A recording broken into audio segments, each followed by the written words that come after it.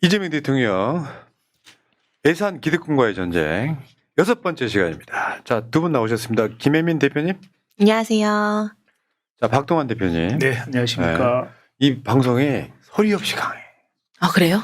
왜냐면요, 소리 이런 없는 것 같은데 있어요. 이런 방송을 한 번도 본 적이 없는 거예요. 아, 미중유의 방송. 아, 근데 실방수는 적을 수밖에 없는 정말 고관여층만 보는 방송. 아, 네네. 이것이 민주주의다. 네, 극찬하지 않을래 안 할 수 없고요. 너무 감사합니다.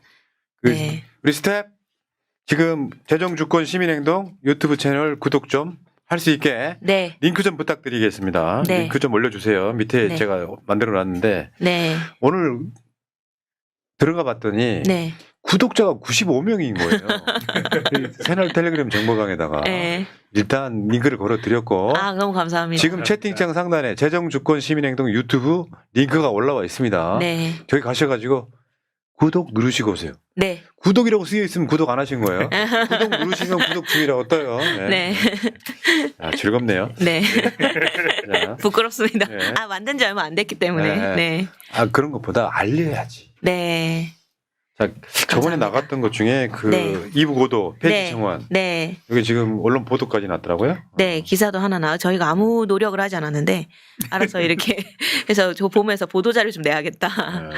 네, 보도자료 내고 싶다 이런 생각이 그 들었습니다. 지금 이부 고도 위원회 이 부분은 네, 시간이 많이 남아 있긴 한데 네, 예민한 무슨 저 사법부 개혁 이런 이슈가 아니라서 네, 많은 분들이 댓글은 수백 개가 달렸는데 네. 우리가 그 홍보 링크 네. 걸어두는데 달렸는데 그 댓글 개수보다 네, 거기 서명하신 분들이 더 적어.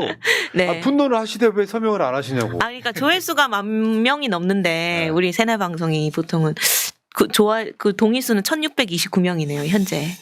이부고도위원회에서 발행하는 신문이 그 반박문을 신문에 실었습니다. 아, 통일되면 접수를 해야 되기 때문에 유지해야 된다. 그래서 장문의 기사가 나왔습니다. 아, 뻔한 저희의 답이네요. 활동을 이렇게. 너무나 뻔한 답이네요. 네. 적수는 통일에 대비를 해야 된다. 감사. 그 옛날에 그 통일 대박론이라고 박근혜 때 얘기했던 그 논리로 그대로. 아니 네. 그러니까 도지사 네. 차관급 연봉 1억 네. 4천만 원, 네. 읍장 면장한테까지 주고 네. 비서도 있고 네. 이게 관용 차량 있고. 이게 그러니까 행안부뿐만 아니라 퇴역 군인 뭐 해가지고 그런 분들을 주로 시키더만요. 네. 네. 맞습니다. 네. 아니 그러니까 그런 노력들은 명예직으로 할 수 있잖아요. 네, 명예직으로 해야죠. 그러니까 없애라. 이게 이제 그 저희 주장이긴 한데 그것보다는 핵심은 돈을 좀 쓰지 말자. 너희 가서 통치할 수가 있냐. 네. 어떤 분이 댓글 단 것 중에 그런 얘기가 있습니다. 그러면은 그 진짜 통치하려면 군대를 파견해서 접수해야 되는 거 아닙니까, 우리가? 네. 통치를 하려면은? 네. 그죠. 그 군인들에 대해서 그 주민들에 대해서 행정권을 행사하려면은 그렇게 할 자신이 있냐. 그게 아니면은 이거는 폐지하는 게 옳다. 이렇게 아 그러니까 댓글을 다는 분도 계셨어요. 법을 바꾸고 예산을 네. 깎고 네. 그 자리를 명예직으로 만들면 제가 도지사 하나 할게요. 예. 그게 사실은 봉사지. 네, 그게 사실은 제 생각에 지금 주장해야 될 바라고 생각합니다. 네. 자, 여러분 그 새날 네. 유튜브 게시판에 가면은 한두 개만 내려가면 링크가 있어요. 네. 거기 가서 꼭 서명 좀 해주시기 바라겠습니다. 국회청원이니까요. 요즘에 네. 국회청원을 다 많은 분들이 이제 하실 수 있게 됐어요. 네. 예전에 윤석열 탄핵부터 시작해가지고. 네, 맞습니다. 좀 꼭 네. 도움을 주시기 바라겠습니다. 네. 그게 웃기잖아. 댓글은 1000개가 달렸는데 네. 서명은 몇 개 안 되면 1600명. 이상하잖아요. 네. 아, 네. 지금 6,700명이 시청 중이시거든요. 네. 네. 그러면 6,700명이 다 하시면은 바로 1만 명이 되실 것 같습니다. 자, 이 링크는 여러분 네. 이 링크는 지금 위에 채팅창 상단에 있는 링크는 네. 재정주권 시민행동 유튜브고요. 이거는 오늘 방송 내내 달아두겠지만 네. 여러분들 생각이 있으시다면 네. 서명할 생각이 있으시다면 새날 유튜브 게시판에 가시면 네. 글 한 두세 개만 내려가면 링크가 네. 있어요. 네. 꼭 좀 부탁드리겠습니다. 네. 자, 꼭 좀 오늘 부탁드리겠습니다. 지난주까지 행안부 네. 재밌는 거 많았습니다. 네. 이 들으면 들을수록 굉장히 좀 재밌었고 네. 지난주에는 박동환 대표님 안 나오시고 정창 소장님 나오셨죠. 오늘도 네. 원래 정 소장이 나왔어야 되는데 워낙 바쁘십니다. 아. 요새. 그럼 박동환 대표님은 안 바쁘다는 얘기죠. 예, 제가 제일 한가한 자, 오늘은 어디입니까? 네. 이제 우리가 또 바라봐야 될 게 이번에 좀 추경호도 이렇게 구속이 기각되고 슬픈 현실인데 이 국민의힘의 본질은 이 친일 아니겠습니까? 네. 근데 이제 역사가 매우 중요한데 이 역사 관련돼서 우리가 다뤄보려면 문체부를 안 건드릴 수가 없다. 네. 그리고 또 예술, 체육 이런 데서 체육계 비리가 좀 심하지 않습니까? 예. 이 부분도 이제 그 불과 한 달 전인가 이제 최희영 그 문체부 장관이 이제 체육회에 연임 금지를 하겠다. 이제는 드디어 이 체육계 비리를 손을 보겠다라는 선언을 한 겁니다. 그리고 연임 금지 직선제 이제 그게 등장하기 시작한 거예요. 그 축구협회장도 체육협회. 그렇고요. 네. 축구협회장도 그렇고. 네네네. 이제 최근에 그 네. KBO 네. 호구현 네. 지금 총재죠, 총재. 네. 저 언제적 총재 말이에요. 옛날에 그 정운찬 네. 전 총리가 네. 거기 총재를 할 때는 본인이 커미셔너라고 불렀어요. 그러니까 저기 권위를 낮추기 위해서 그냥 일종의 그 수석 매니저급 이런 느낌이었는데 네. 홍의원 총재가 그 예를 들면 저 활동비들 있잖아요. 네. 가면 막 몇백만 원짜리 방 하룻방에 자고 막 일이 있어가지고 그거 지금 감사 들어가는데 네. 결국엔 거기에 이제 총재직을 내려놓을 거다라는 그러니까 그게 다 문체부 소관이에요. 네, 맞습니다. 자, 근데 이제 문제는 네. 문체부라는 게 사실 클 수밖에 없는 게 문화, 네. 체육, 네. 예술. 관광을 다 들어가서. 네, 맞습니다. 네. 그다음에 언론까지 다 들어가 있고. 그래서 질문을 먼저 한번 던지고 싶은데 그 혹시 우리 그 푸른 나무님께서는 문체부 산하의 공공기관이 총 몇 개 정도라고 찍어 보실까요? 그런 질문하지 마요. 그런 질문을 할 거면 네. 미리 알려주고 궁금하니까 만들어. 이거 몰라요. 네, 대략 느낌상. 느낌상 네. 문체부 산하기관 네. 200개. 200개. 거의 비슷한 것 네, 같습니다. 그런 것 같습니다. 네, 문체부까지 포함해서 181개. 네. 감은 이런 방송 오래 한 사람이라 네. 대충. 근데 어마어마하지 않습니까? 진짜 많네. 네, 지금 이제 얘기하실 문체부가 겁니다. 있고 그다음에 이제 해외 문화원이 한 35개 정도 되고 협회나 산하기관이 이제 한 108개 정도 이렇게 됩니다. 대부분 예산 내려가는 거잖아요. 네. 맞습니다. 전체 예산을 내려가는 네. 거죠. 와. 근데 이제 우리가 문체부 예산을 볼 때 사실은 제가 이제 짧은 시간에 다 얘기할 수는 없지만 이런 관점에서 좀 봤으면 좋겠어요. AI 시대라고 하잖아요. 그 AI에 투자가 많이 되는데 이럴 때일수록 그 AI가 대체할 수 없는 그 인간의 능력을 어떻게 키울 것인가, 이걸 어떻게 극대화할 것인가, 이게 되게 중요하거든요. 잘못하면은 일자리 없어지고 또 인간의 능력은 감소하고 이럴 가능성이 많아서. 근데 이제 학자들이 얘기하는 게 이 AI가 대체할 수 없는 인간의 능력 중에 제일 중요한 게 창의력이라고 얘기를 합니다. 창의력을 더 키울 수 있는 방향으로 하지 않으면 잘못하면 AI한테 네. 인간이 종속될 수가 있는 그러네요. 거죠. 네. 근데 이 창의력을 키우는데 가장 중요한 게 놀이, 예술, 문화 이런 겁니다. 그러니까 이제 그 우리가 산업 쪽에서는 뭐 AI를 육성을 하고 이렇게 해야 되겠지만 문체부 쪽에서는 인간의 창의력, 감수성 이런 걸 높일 수 있는 놀이, 문화, 체육, 예술 이런 쪽에 얼마나 잘 예산이 네. 투자되고 있는가 이런 것들을 좀 봐야 될 것 같은데 저희가 한번 쭉 살펴보니까 주로 좀 인프라 위주, 그다음에 인건비 위주 이런 쪽으로 좀 많이 흘러가는 것 같아서 그런 관점에서 한번 이 문체부 예산은 저희 그 홈페이지 들어오셔가지고 네. 한번 쭉 우리 국민들하고 같이 살펴봤으면 좋겠고요. 오늘도 그런 얘기 중심으로 좀 네. 했으면 좋겠습니다. 네, 대부분은 봐도 모르시기 때문에 네.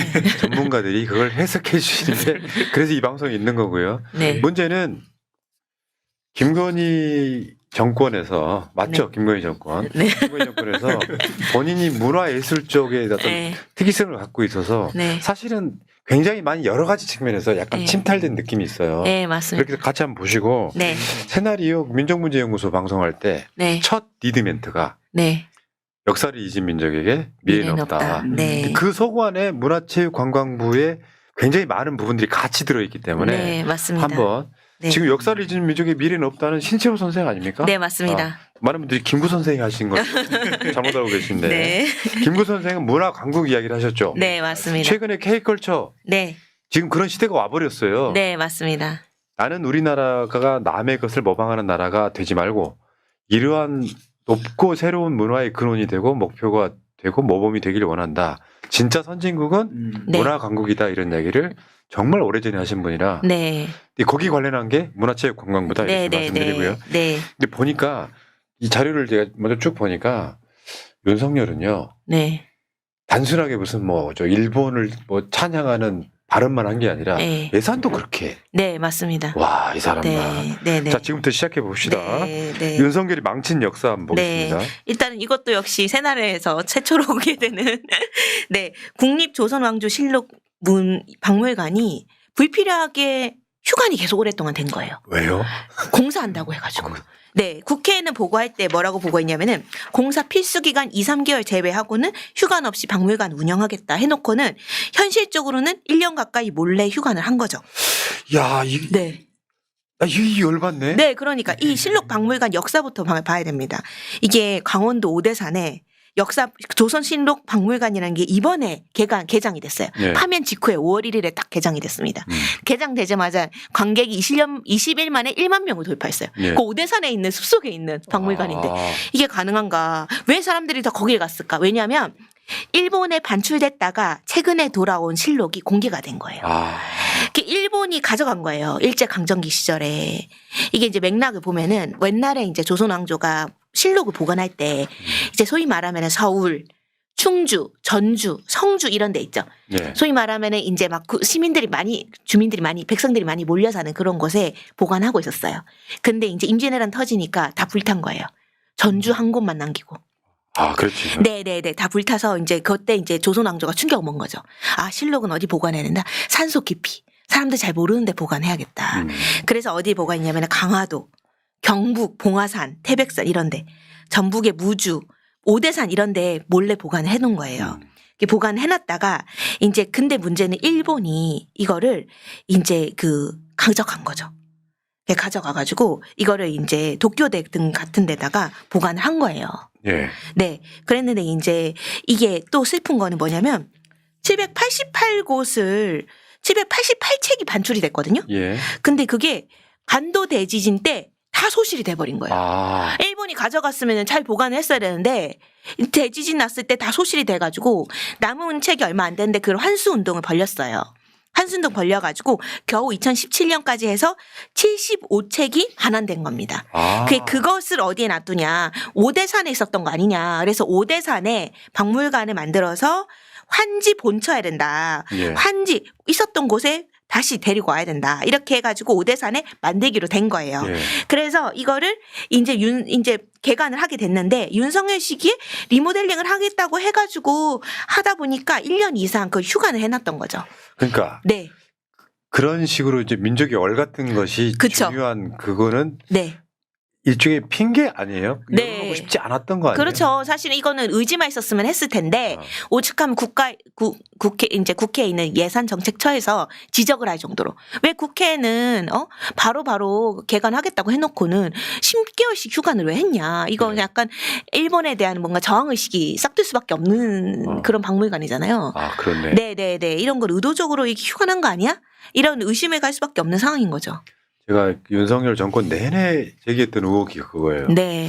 윤석열 대선 때 일본 대선 자금이 들어온 게 아닐까. 네. 근데 그 비슷한 맥락으로 네. 통일교가 윤석열 그 캠프에다가 뭐 100억인가 이렇게 네. 후원했다는 얘기랑 같은 맥락으로 우리가 이해를 하고 있었거든요. 네. 그러니까 단순하게 윤석열이 말했던 가치 외교라서 이렇게 친일을 한 게 아니라 네. 뭔가 신세받는 느낌? 네. 그러니까 오염수도 막 방류하게 해주고 네. 뭐 사도광산이나 뭐 전부 다 용납해주는 상황으로 갔었잖아요. 네네. 근데 그런 관점에서 보면 이해가 더 빠르더라고요. 아, 그렇죠. 그러니까 사실 이거를 뭐 무슨 의도가 있었냐 이걸 다 떠나서 노력을 하지 않은 거예요. 1도 노력하지 않았다. 정부는 나 몰라라 했고. 뭔가 심지어 음모론이 제기될 수밖에 없는 합리적 그러니까 의심이죠. 요거는 법적 용어로요. 무작위에 의한 친일이에요. 네. 하잖아. 네, 맞습니다. 네. 이제 그런 측면에서도 볼 수 있고요. 박물관, 미술관에 관한 이제 법을 보면 이 국민들의 이제 여러 가지 그 역사적인 의식, 그다음에 또 문화적인 소양을 위해서 이제 그런데 지원을 하는데 사실 1년에 한 10만 명 이상 오는 박물관이면 되게 성공한 박물관입니다. 우리나라에서. 서울에서 지금 그 자치구에서 운영하는 박물관 중에 서대문에 있는 자연사 박물관이 있거든요. 1년에 한 30만 명 들어오거든요. 상당히 성공한 사례고요. 여기 21만 명 정도 왔다는 거는 사실은 아주 드문 사례입니다. 그렇기 때문에 이게 뭐 500명도 안 오는 그 지자체들이 막 요구를 해서 전시관, 미술관, 박물관 만들어 놓고 1년에 뭐 10,000명도 안 오고 심지어 500명도 안 오는 박물관 많거든요. 그런 측면에서 보더라도 오대산 산자락에 있는 박물관에 그런 그 사람들이 많이 오는 박물관 휴관했다는 건 상당히 문제가 있습니다. 그건 좀 박물관 불편했다고밖에 볼 수 없을 거고 만약에 어떤 그 리모델링의 필요성이 있으면 빨리 진행시켜서 빨리 개관했을 네, 것 맞습니다. 같은데. 네, 그리고 맞습니다. 보통 다른 나라나 이런 박물관 운영하는 거 보면요. 리모델링을 하더라도 개관을 합니다. 아. 왜냐하면 그 리모델링을 하는 그 절차, 과정 자체도 그것도 전시거든요. 그러니까 반은 개관하고 또 반은 구경하게 하고 그러면서 이쪽 공사 끝나면 이쪽 리모델링하고 그렇군요. 하는 식으로 하거든요. 네. 그러니까 아주 성공한 박물관 중에 하나인데 하여간 이유를 알 수 없는 이유로 1년 이상 휴관을 했다는 거는 상당히 박물관 정책적으로도 문제가 그렇네요. 많다 이렇게 볼 수 있습니다. 이게 보니까 아까 이 박물관뿐만 아니라 순환사가 있더라고요. 네. 하나씩 설명해 주시면. 아, 네. 그래서 아까 좀 쭉 설명을 해드렸는데 이게 윤석열 시기에 이제 2차 리모델링 거쳐서 상서 전시관을 이제 하나 개설을 했고 2차 리모델링이 또 필요하다고 해서 추진을 했는데 네. 사실 공사 필수 기간이 2, 3개월밖에 안 됐어요. 그리고 원래는 휴관 없이 계속 박물관 운영을 하겠다 이런 거였거든요. 네. 근데 이제 2024년 7월부터 이제 2025년 4월까지 리모델링 공사 진행되면서 전혀 10개월 동안 전체 휴관한 거예요. 야. 전체 휴관을 할 필요가 없죠, 사실은. 일부 어린이 박물관 조성을만 하는 거거든요. 어린이 박물관 조성하는 곳만 휴관을 하면 돼요. 근데 왜 불필요하게 그 전체 휴관을 했냐. 아주 작게는 네. 그 박물관 직원들도 일 안 하고 그쵸. 월급은 나가는 네. 예산 낭비인 네, 그렇죠. 맞습니다. 예산 낭비인 겁니다. 자, 그리고 독도박물관이요? 네, 아니요. 대한민국 역사박물관 이거 역사박물관. 아시죠? 광화문에 있는. 예. 네, 여기가 이제 참 슬픈 순환사가 있는 곳인데요. 여기가 이제 윤석열이 등장하자마자 뭐가 되냐면은 독도가 빠지고 그 다음에 이제 역사박물관이 출간한 책에 독도가 빠져 있는 거예요. 왜? 그러니까 이게 그리고 미치겠네, 진짜. 그리고 보면은 봐봐요. 이게 지금 역사박물관인데 저런 광고판이 왜 등장을 했냐. 네. 윤석열 대통령 훌륭한 세일즈맨 이게 왜 이게 굳이 이렇게 역사박물관. 그때 당시 엄청 논란이 됐어요. 네, 맞습니다. 정부 예산 엄청 들어가서 네, 계속 네, 하고 네. 있다고. 네. 계엄을 했기 때문에 앞으로 역사에 남을 인물이 될 거라 보고 네. 미리 네. 예측하고 전망을 띄운 거 아닙니까? 아니 그리고 이제 여기 좀 저기 하나 또 빠졌는데 2048년 대한민국 100년이라는 표현을 썼어요. 네. 그러니까 대한민국 100년이라면 임시정부부터 시작을 해야 되는 거거든요. 네, 그러네. 2048년에 대한민국 100년? 사실은 이것도 제 생각에는 이 일제시대를 인정하지 않는, 그러니까는 임시정부를 인정하지 않는 그런 거였죠. 이야, 진짜. 그러니까 이게 그냥 단순하게 가치의 문제가 아니라니까요. 네, 뭔가 네. 노골적인 뭔가가 있어요. 네, 맞습니다. 그래서 K컬처 스크린이거든요, 저게. 네. 사실 K컬처를 홍보하겠다라고 예산을 잡아서 스크린을 만들어 놓고 윤석열 홍보물로 전락을 해서 네. 문제였던 거죠. 그리고 전시 자체가 대폭 바뀌었습니다. 예. 네, 그래서 이제 이 전시를 다시 복구를 해야 되잖아요. 예. 근데 2026년 예산에 반영이 돼 있잖아요. 네. 이 예산이 지금 이 대한민국 현대사를 홍보하겠다는 박물관이거든요. 이 대한민국 역사박물관은. 예. 여기에는 뭐가 들어가냐면 이 내란 청산의 역사가 반드시 들어가야 됩니다. 그러네, 진짜. 네. 근데 지금 보면은 한수라는 사람이 관장을 하고 있어요. 윤석열 때 임명한 사람이거든요. 아, 그래요? 네, 국립공주박물관장을 했던 사람이에요. 이 사람이 사실 현대사에 대한 정체성이 있는 사람은 아니잖아요. 고고학과 출신이거든요. 그래서 공주에서 그 부여의 역사를 발굴했던 사람을 지금 현대사 전문가라고 해서 대한민국 역사박물관장으로 임명해 놓은 상태입니다. 아, 지금 내란 일어나는 것도 고고학자가 해야 되겠네. 네. 1년이나 지났으니까. 네. 아니, 이재명 대통령께서도 그 얘기 했잖아요. 이번에 우리 국민들이 노벨 평화상감이다. 네. 내란을 막은 역사는. 그러면 이 역사를로 해가지고 전시를 빨리 바꿔야 됩니다. 네. 근데 지금 이 한수 관장이 계속 유지가 되고 있어요, 지금. 야. 그래서 국민들이 목소리를 좀 높여서 옛날에 문재인 때 임명한 사람이 이제 주진호라는 교수가 있습니다. 네. 이 사람이 뉴라이트랑 전면적으로 싸웠던 사람이거든요. 이런 사람을 임명을 좀 빨리 하고 예산을 태워가지고 이 내란 청산에 이 역사를 생생히 보여주는 역사 박물관 다 전환시켜야 된다. 근데 이제 26년 예산에는 그런 내용이 좀 맞아 있습니다. 추경을 네. 해서라도 네, 넣어야 해석을 됩니다. 해야 그렇네요. 되겠죠. 네, 그러니까 문화 쪽은 우리가 격언이 있잖아요. 네, 팔길이 원칙. 네, 딱 뻗을 정도까지 거리를 유지하고 지원만 해라. 이건데 네. 지원하되 간섭은 어. 하지 마. 네. 그 문화에 지금 김건희부터 시작해서 네, 문화의 전문성이 있다. 뭐 코바나 콘텐츠 네. 이런 전문성이 있다고 네. 개입하고 막 신발 신고 막 뭐지 막 왕의 자리 막 들어가고 이런 짓거리를 했다는 것은 제가 봤을 때 문화를 그냥 문화를 했던 사람으로서 네. 문화를 어떤 부속품으로 여긴 자기 종속된 걸로 여긴 사실 문화는 엄청 큰 거잖아요. 네. 이게 확실히 보이네요. 네. 그 다음에 보니까 동학 농민혁명의 예산을 작가했다고. 네. 이것도 사실 최초 공개. 이것도 친일이네. 이것도 새날에서 최초 공개되는 겁니다. 이거 이제 아무도 모르더라고요, 이거를. 제가 이제 또 살펴봤는데요. 이게 동학농민혁명에 관련된 법은 노무현 때 만들어진 법이에요. 네. 명예회복에 대한. 정말 잘하신 거죠. 네. 그래서 2004년도에 만들어졌는데 이게 유명무실했어요. 예산이 거의 반영이 되지 않았습니다. 그러니까 크게 의미가 없었던 법인데 2010년 돼서야 재단을 설립을 해가지고 이제 지원을 하겠다 이렇게 됐는데요. 이 이명박 정부, 박근혜 정부 때 제대로 했겠습니까? 제대로 예산을 지원을 하거나 재단이 잘 운영될 수 있도록 하나 그게 하나도 안 됐었던 거예요. 그러다가 이제 문재인 정부 들어서서 예. 이제 예산이 반영이 되기 시작했습니다. 예. 그래가지고 이게 1조 2천억 원까지 반영이 돼가지고 이제 정신 선양 사업이 잘 진행되고 있었던 거죠. 예. 이제 그렇게 하다가 윤석열 때 다시 예산을 삭감을 한 거예요. 예. 네, 과감하게 삭감을 했습니다. 팍팍 삭감을 했죠. 그래가지고 심지어는 직원들을 계약직 직원들 막 계약 연장을 막겠다. 예, 직원들 막 해고하고 이런 사태까지 왔는데 그 이유를 물어보니까 돈이 없어서 문체부가 예산을 삭감해서 이렇게 주장을 한 거예요. 잘 보면은 2022년에 이건 이제 매년 예산을 태울 때는 중기 재정 계획이라는 걸 수립해요. 예. 5년치 예산을 어떻게 투입돼야 된다라는 계획을 세우거든요. 2022년에 세울 때는 2023년에는 41억인데 2024년에는 62억, 2025년에는 142억, 2026년에는 150억까지 늘려야 됩니다라고 주장을 했었어요. 예. 근데 실제로 보면은 2023년에 41억, 2024년에 47억, 2025년에 또다시 41억. 이렇게 예산을 그대로 정체적으로 둔 거예요. 중기 계획에 따라 늘리지 않고 오히려 삭감하고. 그러다가 이재명 정부 들어서서 지금 76억이 된 겁니다. 그 동학혁명도 사실은 항일 정신이잖아요. 그렇죠. 항일 정신. 네. 이게 그 일본에 대해서 네. 거의 한 몸에 가까운 예산. 네. 그렇죠. 그래서 이것도 예산을 삭감했다는 거 이거 아무도 말 못하고 막 이랬던 건데 이제는 이제 이게 드러나야 되고 윤석열의 잘못으로 드러나야 되고 그리고 이재명 정부가 지금 잘하고 계신다. 더 예산 늘려야 된다.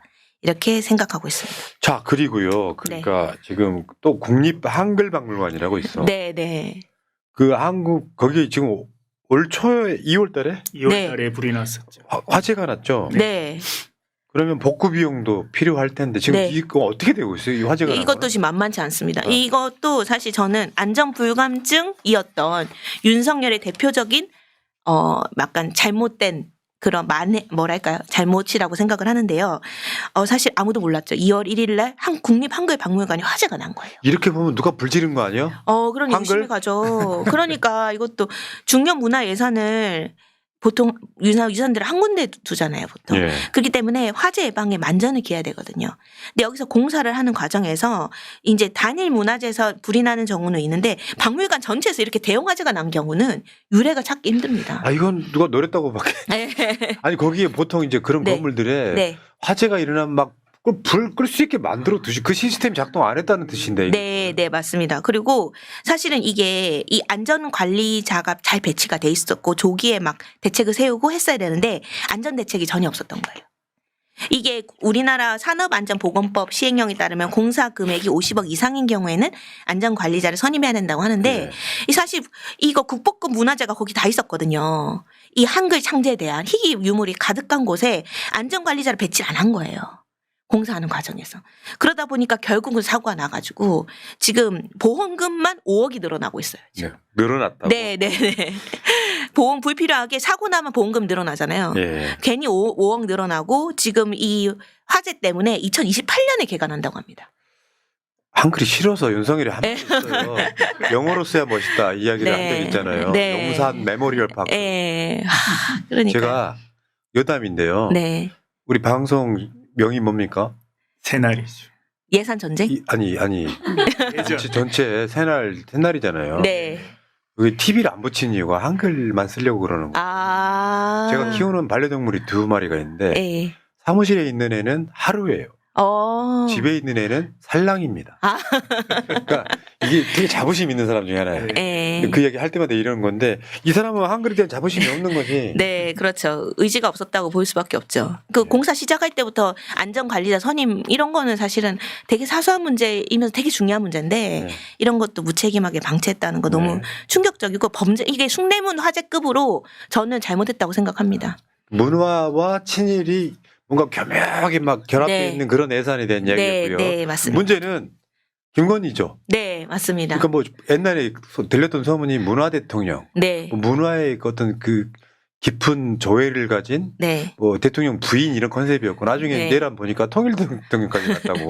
네, 근데 실제로 보니까 김건희가 왜 여러분들 그 뭐 궁에 간 건 뭐 네, 세 발에 피고 네, 예를 들면 뭐 KTV에 뭐 어떤 그 자리를 누구한테 준다든지 네, 이 과정들이 개입한 게 엄청 많다는 건데 네, 네, 네, 일단은 지금 그런 얘기가 있어요. 그 국립 심포니 오케스트라, 네. 국립박물관 문화재단 이사 이런데 네. 김건희 개입했다는 거예요? 네, 김건희 인맥이 이제 개입을 했다는 게 기사로 많이 나오긴 네. 했는데 이게 많이 보도가 되진 않았어요. 근데 이제 문제는 이 사람들이 계속 자리를 차지하고 있기 때문에 빨리 교체를 해야 됩니다. 아. 그거를 이제 국민들이 요구해야 대통령께서도 의지를 내서 하죠. 왜냐하면 일단은 저는 이해가 안 되는 게 심포니 오케스트라 이사장에 왜 뽀로로를 제작하는 그런 그 사람을 아니, 애니메이션 제작자를 아까 왜- 고고학자도 마찬가지죠. 네. 오케스트라 이사장으로 임명했다는 게 이해가 안 된다. 그러면서 문체부는 보도자료를 이렇게 냈었습니다. 뽀로로 등 문화예술 컨텐츠에 대한 높은 전문성으로 심포니 오케스트라 관객 저변 확대 등에 기여할 수도 있다. 라고 주장을 이게 하면서 뭐야? 그 네. 뽀로로 주제가 알잖아요. 네. 너는 게 제일 너무 좋아. 이게 오케스트라랑 연관이 있나? 그걸 오케스트라로 만들려고 하지 않았을까요? 아. 네. 이 사람들은 그냥 참, 그 문화를 무시하는 거 아니에요, 사실. 어떻게 네네네. 보면. 문화 무시하는 어. 거고 사실은 음악 쪽에 있는 조예가 깊은 사람을 이사장으로 임명했어야 되는데 산업디자인학과 출신의 네. 김일호라는 사람.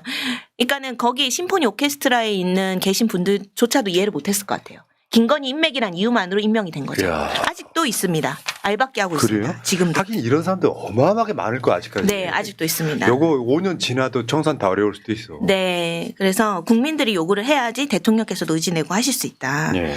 그리고 또 하나는 저는 이제 이분은 이제 커피 심부름 시키다가 자진 사퇴를 하긴 했는데요. 문체부 산하에 국립 세계 문자 박물관이 있어요. 세계 문자 박물관. 예. 그럼 이런 데는 보통 어떤 사람이 임명이 돼야 되냐. 문자에 조예가 있는 사람을 임명을 해야 되겠죠. 근데 또 생뚱맞게 커피 학과 나는 커피에 조예가 있어요 하는 사람을 임명을 한 거예요. 이름이 김상헌. 그래서 말은 영미 인문학과입니다. 예. 문자랑 관계가 없어요. 문자 관련 있다면 영국? 근데 여기 이제 세계 문자 박물관의 취지는 뭐냐면은 미국 중심의 이 문자에 너무 우리가 매몰돼 있잖아요. 알파벳. 아. 그게 아니고 세계에 다양한 문자들이 많다. 한글도 확대시키고 한글 문자도 세계의 이름 모를 문자들을 다 확대하고 우리가 좀 배우자 이런 취지로 만든 거기에 영미 인문학과 교수를 임명했다? 그러다가 자기는 커피가 조에 있다면서 갑질을 한 거예요. 야. 그러다 결국 자진 사퇴당하게 했는데 이런 식으로 사실은 지금 이 문체부에 곳곳에 김건희 인맥이 아직도 포진돼 있고 이 사람들이 막 했다가 갑질하다가 쫓겨난 사람도 있지만 아직 임명된 사람들도 존재하고 있습니다. 야, 그러니까 이게 네. 이 아까 그거 있잖아요. 네. 김건희 인맥 대명 문화계 기관장에 네. 문체부 1차관 자리도 차지. 네. 뭐 장관들도 임명했다 그러니까 네, 이 네. 기사가 나온 게 네. 내란 며칠 전이에요. 네, 맞습니다. 2024년 11월 28일. 네. 그러니까 이게 묻은 거예요. 묻힌 거예요. 아. 근데 이런 게 나오니까 이제 긴장을 했을 수도 있죠. 김건희가. 야, 네. 진짜 이게 농단이란 건 이런 거죠. 네, 구석구석 농단이란 거. 들어가 보면 네. 전부 다 그 손길이 다 있는 거예요. 네, 맞습니다. 어. 그리고 지금 사실 국립박물관 문화재단 사장을 하고 있는 사람이 있거든요. 네. 그 사람이 사실은 황제 관람에 관여했던 사람이에요. 황제 관람이 뭐냐. 김건희가 혼자서 부산 세계 박람회 유치 기원 공연을 혼자 관람을 했었거든요. 네. 그 황제 관람에 관여했던 사람이 아직도 그 자리를 차지하고 있습니다. 그 KTV 거기요? 네, KTV 아니고 어. 국립박물관 문화재단이라는 게 또 있어요. 아. 네. KTV는 중계만 했던 거고. 네네네. 아, 그래가지고 혼자만 앉혀놓고. 네네네. 아, 그거 네. 생각나요. 국립박물관에서 하는 각종 사업을 대행하는 재단이라고 보시면 됩니다. 네. 국립박물관 문화재단. 그러니까 우리 네. 방송 취지에 보면 네. 적합하지 않은 사람을 그 자리에 앉히는 것도 예산 낭비죠. 사실. 네, 예산 낭비고 아직도 그 자리를 차지하고 있다는 것도 문제입니다. 예, 야, 네. 그리고 사실 뭐 얘기가 나왔으니까 말인데 국립박물관에서 바로 집행하면 되지. 또 집행하는 기구를 또 따로 둡니다. 네. 이런 식으로 그 문체부가 지금도 뭐 나름대로 그 기관들을 통폐합한다고 해 왔는데 아직도 기능이 중복되는 그런 기관들이 많이 있어서 네. 대통령께서도 관심을 좀 가지고 있는 것으로 알고 있는데 이 공공기관을 어떻게 좀 효율적으로 재편할 것인가. 예, 그 얘기는 나중에 좀 특별한 다른 주제로 또 한번 다룰 만한 그런 아주 예, 큰 그러네요. 사안이 네. 되겠습니다. 최근에 이제 청와대 입주를 다시 시작한다고 하는데 네. 청와대 재단을 만드는 것도 좀 저는 좀 웃겼어요. 어떻게 보면. 그것도 그렇죠. 예산에 내년도 예산에 들어 있습니다. 네. 자, 그리고 여러분들 관심 더 가질 만한 게요. 정부 광고 예산이 문체부 예산이었군요. 네. 네, 맞습니다. 문체부에서 집행을 합니다. 정부 예. 공식 대변인이 문체부 장관이죠. 예, 맞습니다. 원래 네. 그렇게 돼 있죠. 네. 정부 부처가 발주하는 즉 정부나 공공기관이 광고주인 그런 광고는 문체부가 책임지고 이제 집행을 하는데 그 일을 대행하는 데가 이제 언론진흥재단이고요. 거기서 이제 1년에 한 1조 3,100억 정도 작년 예산. 2024년 예산 기준으로요. 그렇게 하고 있습니다. 여기에 이제 뭐 종이 신문도 있고요. 인터넷도 있고 여러 가지 이제 방송 광고도 있습니다. 근데 이제 종이 신문에 투입된 돈만 한 2,430억 정도 됩니다. 와. 그중에 이제 조중동에 들어간 게 268억이고요. 그래서 이제 대통령께서도 이런 정부 광고를 좀 대대적으로 손을 봐야 되지 않느냐. 이렇게 이제 말씀을 하신 걸로 알고 있습니다. 맞아. 그렇게 예, 이야기하셨죠. 정부 광고를 시대에 맞게 좀 재편하자, 효율적으로 하자 이런 건데 사실 그 종이 신문을 보는 사람들이 뭐 거의 없고 심지어 TV도 안 보잖아요, 요즘은. 예, 근데 이제 좀 아직도 과거 관행대로 그렇게 광고가 좀 집행이 되는 경우가 많이 있고 예. 예, 그런 측면에서 이 문제를 좀 심도 있게 봐야 되는데 아직까지는 관행적으로 좀 편성이 된 것 같습니다. 2026년 이건 문제네. 예산도. 네. 이게 이제 조선일보가 뭐 몇백만 구독자라고 했지만 실사를 해보니 네. 몇 년 전 얘기예요. ABC 20만 부 네. 유료 부수가 네. 근데 100만 부를 찍어요. 네. 80만 부는 종이로 파는 거예요. 네. 그러니까요. 바로 그- 파지로 가는 거죠. 그런 영향력 없는 언론사한테 지금 조중동에만 작년에 광고비가 정부 광고비가 268억. 네, 10% 네. 정도 썼습니다. 아. 전체 종이 신문에 투입된 돈 중에서. 그러니까 언론진흥재단이 실제로 언론 수용자 조사를 했어요. 해보니까 종이신문을 지난 일주일간 이용했다는 응답이 10명 중 1명꼴 정도 예, 그렇게 나왔고요. 주로 뉴스나 그 시사 정보를 얻는 통로가 어디냐 종이신문 비율이 한 3.3% 정도밖에 안 됩니다. 근데 이제 예산을 보면은 전체 예산 중에 한 20-30% 정도 종이신문에 광고 예산이 투자가 되고 있다. 그렇게 보시면 될 것 같습니다. 이런 것들은 좀 실제 광고 효과를 고려를 해서 비율도 정하고 금액도 정하고 그렇네요. 해야 되지 않을까 싶습니다. 아니 예를 들어서 우리 같은 유튜브에도 줄 수 있는 거거든요. 네, 맞습니다. 왜 안 주는지 모르겠습니다. 진짜 정론 이야기하는 거 우리 아니에요? 맞습니다. 욕설은 줄일 테니까 정부 네. 정부 광고 좀 주시고요. 실제로 보면 윤석열 정부 때 자신들한테 좀 많이 부역한데 많이 준 느낌이 들어요. 네. 저거 보시면 이제 KBS가 공영방송 가장 큰 곳이에요. 네. 맞습니다. MBC보다 한 4배 커요. 정확히 말하면 네. 조직으로만 봐도. 네. 여기 지금 돈이 제일 많이 들어갔고요. 513억이고 SBS는 항상 약간 기회주의적 성향이 있어요. 네. 정부가 하자는 대로 많이 하죠. 네. 그다음에 YTN은요. 여러분 무시할 수 없는 게 가장 영향력 있는 언론사 급에 항상 YTN 1등이에요. 아. 이유는 뭐냐면 24시간 방송. 예. 아.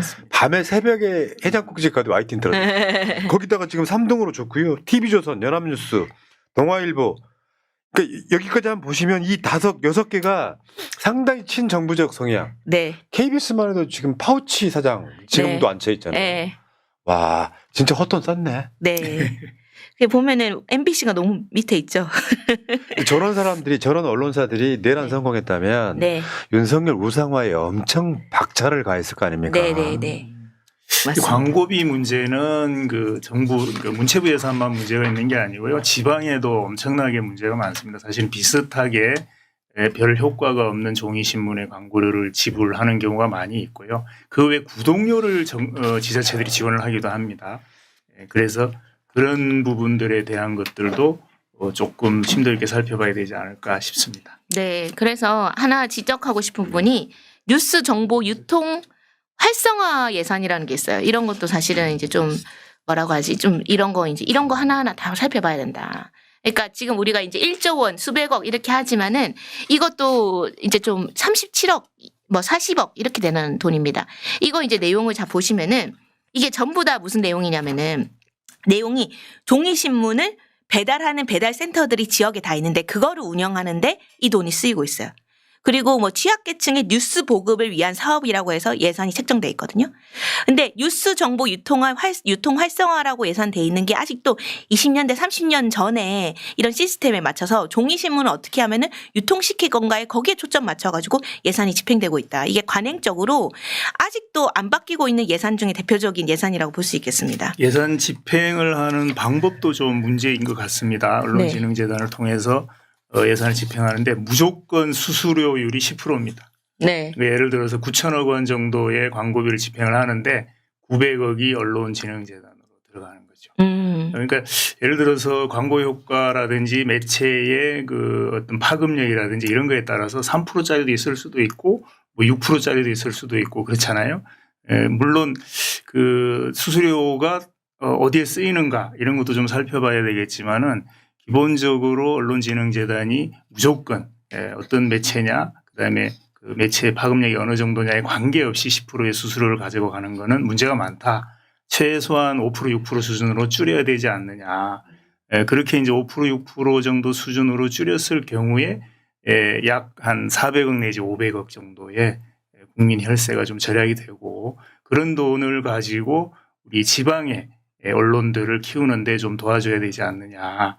그런 게 제 생각입니다. 왜냐하면 사실은 중앙 언론 위주예요. 우리나라가 균형 발전이나 지방 분권을 추구하면서 이 정보의 중앙 집중도가 아주 높습니다. 거의 그냥 중앙 언론이 그 지방에서도 그 장악을 하고 있는데 지역의 문제에 대한 지역 주민들의 관심을 좀 갖도록 하는 게 지방자치 발전이라든가 또는 지역의 균형적인 발전에 도움이 되기 때문에 이런 그 언론진흥재단이 가져가는 수수료 10% 약 그 뭐 1천억 정도 되는 그 돈을 조금 수수료를 줄여가지고 지방 언론을 키우는데 쓰는 것이 앞으로 그 균형 발전에 더욱더 도움이 되지 않을까 그런 생각까지 해봅니다. 대통령이 그 100일 기자회견인가 할 때 네. 지방 언론사들 네. 일부러 네. 참여시키고 네, 맞습니다. 네, 맞습니다. 이게 중요한 변화입니다. 근데 진짜 국정을 보면 할 일이 너무 많네요. 네. 단순하게 맞습니다. 우리가 정치 논란적인 문제로 볼 게 아니다라는 생각이 들고요. 네. 결국 거기에는 다 예산이. 네. 네, 맞습니다.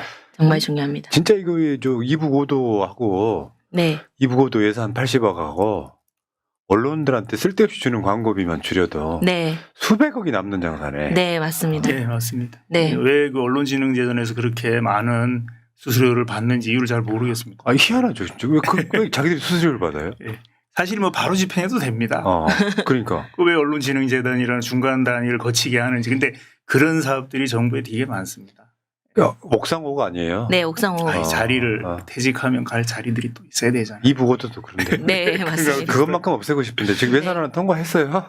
예산안. 예산안 통과됐어요. 네. 역대 세 번째 네. 법정 기한 내에. 네. 문체부 예산 중에 통과된 내용들을 가지고 사실은 오늘 뭐 얘기를 좀 준비한 것 중에 절반 정도도 못했는데 종교 예산이라든가 그다음에 이제 뭐 해외 문화원 예산이라든가 그다음에 종교 시설에 지원하는 이런 예산들 그런 것들을 좀 개선할 내용들이 많이 있습니다. 근데 국회에서 다 못 걸른 것 같아요. 잘 걸렀어야 되는데 그런 얘기들을 조금 더 다음에 좀 하면 좋을 것 같다 그런 생각이 듭니다.